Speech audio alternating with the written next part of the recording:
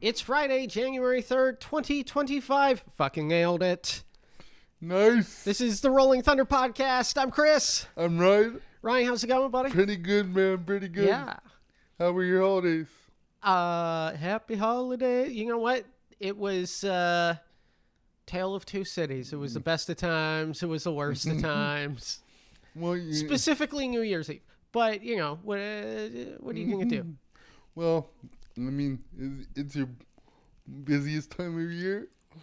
Okay, yeah, there's the elf fucking comment. You piece of shit. God damn it. There goes all our zero advertising dollars that we get on YouTube. Yeah, you have me cursing at you immediately. You motherfucker. And the tradition continues. Yeah, there we go. Doing a podcast for fun. Yeah, buddy. Yeah, my holidays were good. Spent the day with my lady. Nice. Got a new board game. Yeah, what board game? It's called Ransom Notes. She actually bought it like for my birthday. Yeah. And then like my birthday's in the old taint, you know? So she was like, you can open it on your birthday. It was one of the ones where like she ordered it online. You know, there's like the fucking Canada Post strike. She has no idea if it's gonna arrive in time. Yep. Of course, it arrives before Christmas. She wraps it with the rest of the stuff. Yeah. We did like the old. We didn't get each other gifts per se. Yeah. You know, like that was the plan, and then you know, like a week before, she was like, "We should get each other stuff to like wrap, so at least we have something to open." And I was just like, "Fuck!" Like, I was thinking of getting her something anyways. Yeah, you should, dick. But She puts up with your fucking ass. Dude, you should bathe her in gifts. Bathe her in gifts. I don't know if that makes sense. I gift her stuff often. Yeah, we're not talking about sexually transmitted diseases here, man. I'm clean. Yeah. God damn it. All right. Ryan's giggling like an idiot. Yes, I am. The old Ryan, I can't breathe giggle. Yeah. I had you going so hard last night. I thought you were going to fucking choke to death. I have been laughing more regularly. I think I've really Therapy's kicking in. Yeah, I honestly believe I've been looking after myself better. Yeah. So I feel better and I feel more joyful. That's good. Yeah. So. No, okay. So my lady and I. Sorry. So I was just gonna say, like, it was one of those. I kind of wanted to get her a gift. I had no idea what to get her. I mean, listen, we're adults. You know, and we're old enough that it's one of those things where even if like my mom is like, "What do you want for Christmas?" and I'm like, "Nothing. Just talk to me on that day. That's all I want, really." Yeah. And it's like, that's not. I'm an adult. If I need something, I can buy it. Yeah. You know what I mean? Like, and I'm not gonna wait till Christmas. You know what I need, and then wait till Christmas. Like, fuck that. And then the second thing, it's like, really, what I want, you can't afford. So, like. So you want the leg transplant? God damn it! Yes. Walked right into that one. Something I've never done. Boom. No, you've rolled into shit though. Yeah. I rolled over shit. Yeah. And into shit. Big black phallic things. Yes. On the way to the Adidas store. Yes. But I'm all about, like, I don't know, happiness. Yeah. So, but here's the thing. I think as adults, I think practical gifts are the best. Yeah. Like stuff we can use. Oh, yeah. I don't need materialistic things. You know what? The practical gifts this year were like, here's here's dish soap and sponges to wash your dishes with. Jesus Christ. And for a woman to go, thank you for that. I'm like, yeah, go feminism. You know what I mean? You trying to keep Marie in the kitchen here, bud, or what? Yeah, she can't cook worth shit. So that's not true. Yeah, you can't go back on it now. That's not true. I'm joking around. No, of course not. It was like something that she requested it because it's something that she needed. And it was more so, you know what I think it was? I think it was like her going like, hey, wrap this one, fuckface. Like that's, you know how hard it is to wrap a fucking bottle of dish soap? Like, no, dude, I've never wrapped anything. I know you've never wrapped shit. The way you phrased the question, you were asking me specifically. Of course. Sorry, let me look into the camera. You know how hard it is. Yeah, I kind of phrased that towards you. I know how hard it is to open wrap gifts. I had to recruit my 8-year-old I was going to niece. say, you delegate that shit too. Yeah, well, over the years, my mom just got smart and just put things in bags. Yeah. So we just open the bag, be like, oh, look at this. She doesn't wrap shit anymore. One thing that I really enjoyed this year is Andy made an advent calendar for us to open, like, and there were like treats inside, and then we had Christmas movies to watch. We didn't get through most of them because we didn't watch a lot of movies. We mind you, I say that, but we watched all 7 Harry Potters. Yeah. So, but that is a Christmas tradition that I have. Is it 7 or 8? It's 7. Is Deathly Hallows the 6th book? And then it's... Well, Deathly Hallows is part 1, part 2. They split the movie up. But no, I know that. But that's the 6th book? Like, I've never gone through... Let's see. There's Sorcerer's Stone. Sorcerer's Stone. Chamber of Secrets. Yeah. Prisoner of Azkaban. Uh-huh. Goblet of Fire. Okay. Order of the Phoenix. Yeah. The Half-Blood Prince. Okay. Deathly Hallows part 1 and part 2. Yeah, okay, so yeah, that's 7. Yeah. I, for some reason, thought there was 8. I mean, there's also, like, 3 prequel movies. Yeah, but they don't... And then, like, some other thing that they've been working on. She didn't? No. They just... She wrote, basically a monster guide. Okay. Like, you know that book in... Dungeons and Dragons, gotcha. That's for all the bullshit you've been throwing at me. Yeah, okay. So the monster guide for like they have a book of monsters. Yeah. The one that like they have to stroke the spine to open it, or else it attacks people when they open the book. That she created a encyclopedia of mystical creatures. Okay. And that's where the idea of Fantastic Beasts came from. And then yeah. Okay, that makes sense. I don't know. I got sucked into like going to see the second one in theaters, and then was immediately like, wait! I'm watching a fucking Harry Potter film. Why no one tell me this? How was it? Okay, it was terrible. It wasn't terrible. It was okay. I fell asleep. Passable at best. Yeah. I don't know. Did you watch Gladiator 2? Speaking of new movies, no, I haven't seen Gladiator 2. Okay. Of the new movies that I watched Carry On. Oh, you're still on that? Okay, let's get into the Jason Bateman part of the podcast here. First of all, Jason Bateman was fantastic in that and stole every scene he was in. That movie had a lot of dumb action, and specifically one scene that just felt so off compared to the rest of the movie. You mean the way he died? That was so dumb. Anticlimactic is what I'd say. I thought it made sense given... Okay. Given, like, what it is. You know, it's like that the death...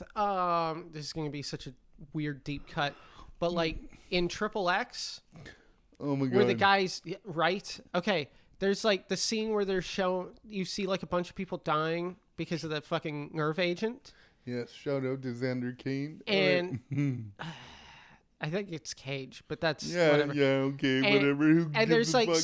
some guy doing like the choking, like mocking the people die. Yeah. And you're like, oh yeah, you're going to die in a great way. And that's the one where he's like jumping on the motorbike. And then Yes. like the gun's pointed right at him and he sees it coming. And you get that brief moment of him going like, oh fuck. And then he's dead, right? Yeah. And that was like kind of the same thing. Is like he smashed into that thing. But it's... My favorite oh fuck moment when a bad guy sees it coming is in Speed when they're on top of the subway, like the subway train. Yep. And he holds them up and he sees the fucking light or whatever and he smokes the head on it and rips his head off or whatever. And yeah. The helicopter crash in Mission Impossible. Oh, That's a yeah. pretty good oh fuck moment. Like Yeah. Jon Voight's character. Or the helicopter crash with John Lithgow and Cliffhanger. Oh yeah, that dude, Yeah. that's a great one. That's a fantastic one actually. Yes. God, I love Cliffhanger. Me too. Cliffhanger's so fucking They're good. making a Cliffhanger too. They're rebooting. They're bringing him back. I wonder if they're gonna bring back for the chick from Northern Exposure. I don't know. Didn't she fall at the very start, or is that that'd be great if that was the woman you mentioned, the woman that he Maybe drops at the start. It's been a minute since I've seen it, so I don't know. Like It quite possibly could be, to be honest with you. Cliffhanger. John Lithgow was like so great. But it's like I know you didn't like Carry On, and there are plenty of reasons not to. Yes. But I thought like as far as a simple action movie, it was aside from the car fight. Yeah. If they removed that car fight, I mean, it was kind of necessary because it was like a point in the story that at least like the interaction between those two characters, just the way it was handled was like fucking piss poor and just overly CGI'd. That almost pulled me out of the movie. Sorry, continue. There was it took me a while to realize the guy who played, was it the Spotter was his name in it, was the guy who played Shades in Luke Cage. Oh, really? And I kept going like, where the fuck what do I know this guy from? Juice. Yeah. He played Juice in Sons of Anarchy and shit. That's correct too. Yeah. Yeah. And Sure. it's like he plays like the creepiest Yeah. character in Luke Cage. It's so great. Yes, he does. Yeah. By the way, the villain, it took me like 4 or 5 episodes to get into it, but the villain that's in Jessica Jones season 1 is one of the best superhero villains I've seen portrayed. I don't know if you've seen that. I've seen Jessica Jones season 1. That one's very good. I think my preference, especially in those like series, like the Netflix Marvel series, is still Kingpin. Yeah. Like it's because it's a heavily layered character. It like, and they bring him back for the MCU, like on Disney. Yeah. Yeah, he showed up in like one of their mini series, and I think he's supposed to be in with the chick that's deaf and got a prosthetic leg. Showed out to disabled people. Yeah.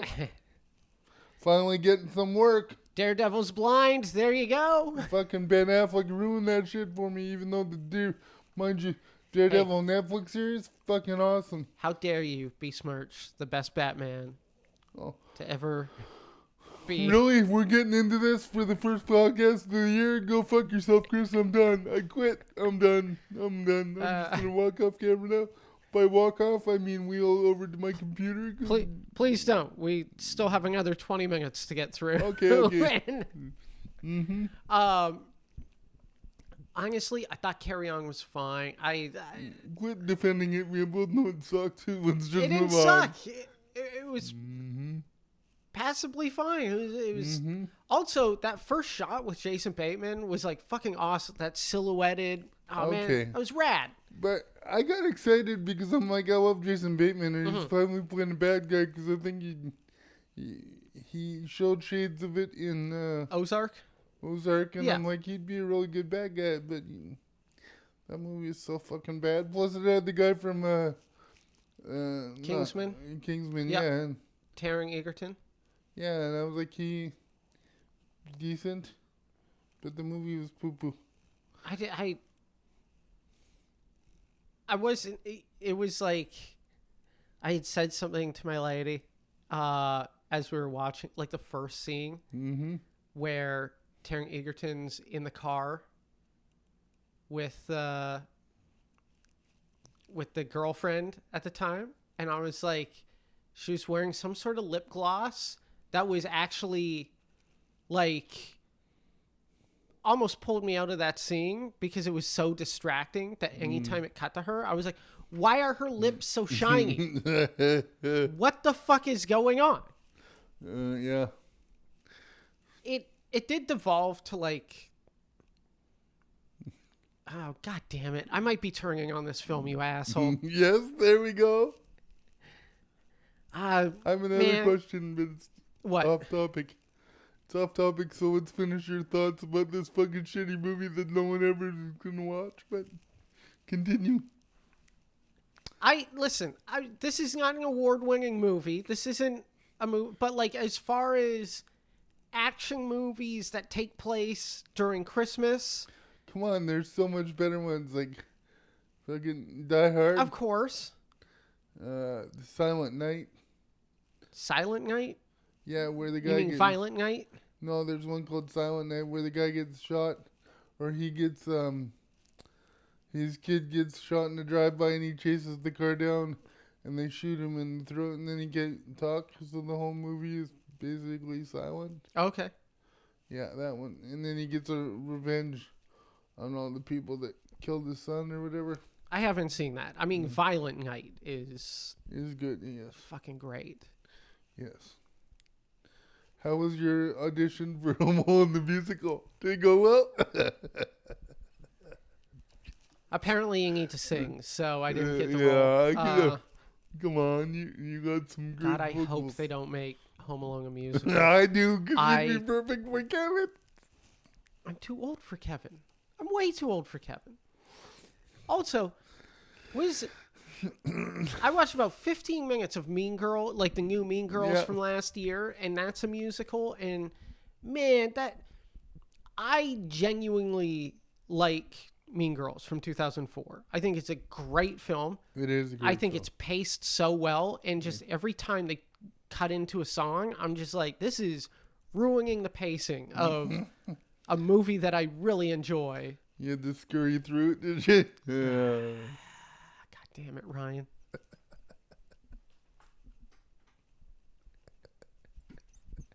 I'm so fucking proud of myself. Yeah, you should be. Yeah, You should be, you son of a bitch. we should have a burn counter on the podcast because I'm up like 15-1 by now, dude. Yeah, probably. Yeah. What about you? How was your... You know what? I mean, we both, Andy, unfortunately, it was our first Christmas together, and she spent Christmas Eve and the day before, the 23rd, with family friends, because they have young kids, and they really wanted their aunt to be there, and I was like, trying to be the supportive boyfriend, or not trying. I was the supportive boyfriend, and I was like, you need, those kids need you, and you need those kids, so go. And then we were hit by that weird weather, so like I wasn't able to see her on Christmas Day, which, I mean, like you said before, we're adults, but it was the first one that we were spending together, so that kind of sucked, but Sure. we made up for it. Yeah, we did. We watched Dynamite together. It was awesome. Yes, we did. Watched Christmas Dynamite. We were both in bed, Yeah, cuddling together, it was great. cuddling up, watching people do flippy dippy shit. Yeah. And it was awesome. Yeah, but I mean, it was pretty good. And then you and I did that New Year's show together at Yuck Yucks. The crowds were awesome, especially that first crowd. They were on fire. I mean, it was fun. That I okay, I don't know how much I want to get into this because I like my working relationship with Yeah. but and, and I I know don't what you're even know getting at. who to throw under the bus at this point. I know what you want to talk about, and I think both for the sake of both our careers, we should just not talk about it on the podcast. Okay, maybe you don't. I'm going to though because Okay. I find it interesting. I think it's a situation where there was someone who had ideas for the show, Mm-hmm. and I hope they definitely I hope they just learned lessons from what worked and what didn't. But I mean part of it was like, and it's a wonderful club, and even the late show crowd was definitely like, that early show was so good that if it wasn't close to the early show, it was a disappointment. Mm-hmm. And they were not close to the early show. Like, That's what's interesting about our job, though, is sometimes it's like that, and we just gotta, you know, you gotta truck through the mud sometimes. It was really nice to see that room packed and everybody having a good time. I mean, yes, the Late Show the crowd wasn't as strong or more. I found, this is my opinion on the Late Show, and I found they laughed in pockets where in the first one they laughed as a group, like the early show they laughed as a group, whereas the Late Show the laughs were spread around the room, you know. So yeah, it was kind of like, I was expecting the late show to be more juiced up than they were. The early show, they were juiced up from the get-go. yeah, But then they were there to play, which it's like, and realistically, they weren't too rowdy. It didn't help that the Late Show crowd was waiting in the lobby for so long. Yeah, well, I mean, and so this is the problem, and it almost pretty much has nothing to do with Yuck Yucks. It has nothing to do with the franchisees. It has nothing to do with like the manager, who's, I don't even know what the position is in that, but you know what I mean.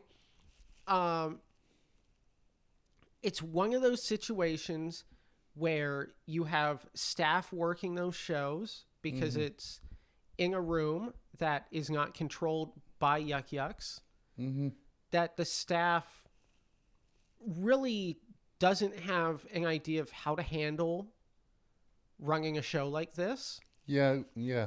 And the way they were running drink orders and stuff. Oh yeah. Like, it took an hour into the show before Andy got her soda water. Oh, and by the way, I've been there. They have trays. Yeah. They have trays. They're bringing them out one at a time to each table. I'm like, what are you doing? Like, yeah. Like, and then bussing everything in between, where it was like they were doing the same thing. I'll take 2 glasses from this table, and it's like, you have to clear the whole table. Take a tray with you, clear the table, move on to the next table. Yeah. And it was so inefficiently done. I was baffled by it. And it really affected, man, I tell you, I felt so bad for Justin. Like when John got off the stage. So the idea was, it's like they had the Late Show. That was going to be the only show. That show was pretty close to sellout. Yeah. With like a few days out. So they decided, let's add an early show and see if that does well. And then that one, literally within a day of being announced, was like over 50% sold. And then sold, like, wasn't a sellout, but damn close to it. I mean, I think of the actual seats that they had available, I think there was like 6 that weren't filled for that early show.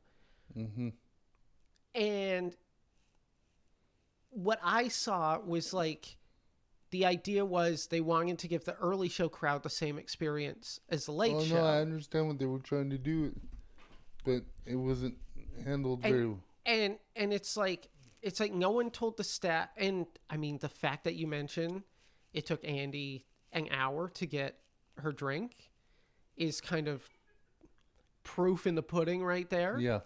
That like, man, they didn't do that check drop until like 3/4 of the way through Jong's set.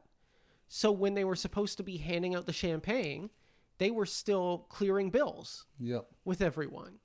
They were going table to table, clearing bills. And then they told Justin, go up there, do crowd work. And then he's very quickly struggling because people are very slowly getting the champagne. Like, yeah, I remember at one point he asked the crowd, does everybody have the champagne? Can we do this? Oh, and like half of them were like, no. Yeah. It was totally... And I feel like when I did it 2 years ago, they ended up... Because I did the 2022 New Year's Eve. And that was with like Shane Stanton and Pete Johansson. That's a good show. And it was a very good show. Who hosted it? Jane did. I was in the feature spot. Pete Johansson was headlining. Pete was like, the funny thing, Pete goes like, yeah, I don't want to do New Year's Eve. And then he realized the weekend was New Year's Eve and he was so mad. And such a, I mean, Pete's so funny, but seeing Pete flip from like, when I first met him, he was not the most pleasant person, to his own admission as well. Yeah. And it was like, working with him was awesome. Like, I love Pete now. It was so much fun. I think a lot of the comics that are headliners that tour the country now, that are older or of our starting period, have really mellowed out and been better people for the most part. That's true as well. So Pete, he threw out some lady during the show. It was very funny. So one of the guys working the door for these shows a couple days back, he was working the door that New Year's Eve as well. And there's some lady, she was like, dude, fall down drunk. Okay. And we're starting the late show because it was on like a Saturday, I think. And Jane does her thing and she's kind of like chiming in. And then I'm up there and I'm like 3 minutes in, she hasn't said a thing. And I'm like, all right, good. Like, she's settling down. Yeah. And then I finish a joke. The laughter dies down. I go to start a new joke. And the lady's like, hey. And I just turn and go, what? And she's like, why are you saying this about yourself? She's doing jokes about being short. I was like, well, it's like what everyone sees. What's the matter? Like, and she's like, hey. And then I kind of like play along with her a little bit. And then I go to start doing another joke. And he's like, and then she's like, shut up. And I was like, I don't know if you know how this works. I have a microphone. You don't. Like, you don't tell me to shut up. Like, if anything, I tell you to shut up. And I'm not even going to tell you to shut up. But, like, really? Like, do you not know? And then she just says, hey, no, listen. Just listen. And I was like, all right, fine. What do you got to say? And she's like, I would totally fuck you. And like, I was talking, she was there with her husband. Yeah. And I just I sit on the stool and I'm like, just give it a beat. And I turn and I go, husband, is this like a thing you guys do? Or like, what's up? Like, what's the deal? Because maybe I'm in, maybe I'm not. I don't know. So like, I kind of played with that a little bit and then went back and she was quiet during the act. And then Pete goes up and Pete's doing like this chunk And she starts chiming in midway through. And he's like, all right, you got to settle down. And then, like, the way the chunk is set up is it's, like, about a topic. And then it's one of the things where, like, it looks like he's starting to move into a new topic and then right back into where he was. And it's fucking brilliant. And she starts chiming in again. And he's just like, all right, you're getting kicked out. So he kicks her out. She's escorted out by the door guy. And then he basically, and again, she's like fall down drunk. He basically like sits her on a stool outside of the showroom and then just stands there with her for like 5-10 minutes, right? And then the door guy comes back in. And I get up and I walk over to him. I go, so what's going on with that? And the door guy goes, oh, so she's, I mean, you know, you saw Pete kicked her out. And she's like very inebriated. And her husband's going to settle up and then going to come grab her. And I just looked and I go, no, he's not. He's going to finish watching the rest of the show before he comes to grab her. And dude, that guy sat there the entire time. Nice. Pulled out his noisemaker at the end. Nice. Had his champagne. Nice. And then was like, all right, I'm collecting her. Like, that's funny. It was totally a self-inflicted wound. Yeah. And it was like, I almost threw out that guy on the Late Show. And I mean, I don't know, because we ended up leaving before the tail end of it. But it was like, I mean, realistically, I don't know what was a better show, the one a couple years ago or the one I would argue this year, and that's no shade to Jang and Pete at all. I'm just fucking awesome. That's all there is to it. I mean, yeah, you were doing spots on each shows, and like, I was the cherry on the top for the show, baby. It was like, they were just great shows all around. But like, man, that early crowd. Yeah, they were on fire. On fire. Yeah. I did 7-minute spot and I got 2 applause breaks. Like, that's fucking crazy, you know? So, during the Late Show? I think you got more during the early show. No, I'm talking about the early show. Because I only did 5 minutes during the Late Show because they cut the time because they started the show late because the whole fiasco of... They started the early show late. There was no reason to start the early show late. No. The people who are late, they're late. That's on them. Like, start the show. Yep. And I mean, part of the problem... So when we ran Rolling Thunder there, I was very specific in when we turn the lights off, that's when we start the music and announcements. Yep. Because there's a moment where those lights go off and that crowd is ready for a show. And if you don't kick that show into gear right then and there, they're going to go... They start talking again. Yeah, they're going to go squirrely for sure. Yep. And I was very particular with that. And I don't know how... They need to find a way to, like, be able to control the lights in that room. And again, they're kind of at the mercy of the venue, which is a bummer.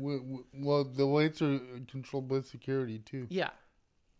So they're the ones that are going to turn them off and on. Yeah, but I'm saying, like, that's something that they need to figure out. Like, how can we handle this? Because... I agree. It's definitely a barrier for that club. And I've seen the opposite happen at the end of the show. They don't turn the lights on right away, which makes it difficult for ourselves to sell merchandise because people just check out and walk right by. So, and we both know that being Canadian comics, we need to depend on the merch sales because what we get paid. I mean, being comics is really... Not even Canadian comics, being comics. So. Yeah. Yeah. So what else you got going on, Chris? Well, I mean, it's going to be trying to fill up spring and summer. Building up to fall. I'm trying to build a cinema camera to see how that goes. So I just need like a few more parts, and then going to do some test runs with it. You know, if it doesn't work, then I'll find an alternative as far as like filming goes. Yeah. But it's like I've seen a lot of like footage that people are coming up with this thing, so I'm excited to see what I can do with it. Yeah, I am too, because you're gonna help me record a special. That's the plan. So, yeah. So what about you? What do I got going on? I got a show coming up at the Comedy Underground, which is always a fun experience for me because thankfully John gives me paid spots, but they have to bring the show. They have to stop the show downstairs. Yeah. And then bring the entire audience upstairs. So there's all the momentum from the show dies. Yeah. And gets reset, which is, you and I both know it's hard to come up to a cold audience, especially one that's like confused on why they're going upstairs. Yeah. Yeah. And then I'm headlining a show in February at UBC, which every time I've done shows at a university, they've been lots of fun. So looking forward to that. And then picking up some work with the casino again in February. So nice. Yeah. So I have to break the news to Andy that we'll be spending our first Valentine's Day together at the casino again. So nice. Yeah. So, and other than that, I'm just gonna try and use the footage that we filmed for the New Year's show to get me into some festivals in the States and across the country. So might as well, man. Yeah. Give it a try anyway, see what happens. Yeah. So, because no one's going to put the work in except me, so wait for myself, that is. Same. I mean, a couple of my projects, aside from like booking up the spring and summer, is one of my projects is to put together a like a website that has our merch. Okay, so people can on it. So especially when we go out to shows, we could just have a QR code like, hey, if you want to order a t-shirt, here you go. Yeah. Scan this QR code. Like we don't have them for sale here because it's a pain in the ass, but buy it on here and we'll get it shipped directly to you. Yeah. So that's what I'm looking to do. Okay. That's exciting. Yep. And then like any small things that we can bring and sell, like I still want to do that because, but it's like the flip side is just packing a bunch of t-shirts. It's such a pain in the ass.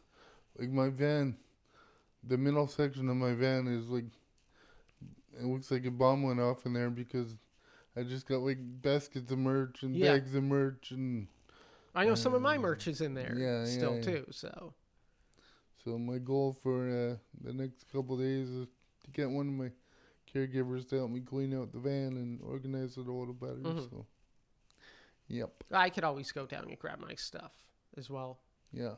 So yeah. Anyways, I think that's it for this week. Yeah, I mean it's been a good one. I think we covered a wide variety of topics. Sure did. Yeah. All right. So we'll be back next week at some point. I mean, we're just kind of doing these when we do them now, which I think is working.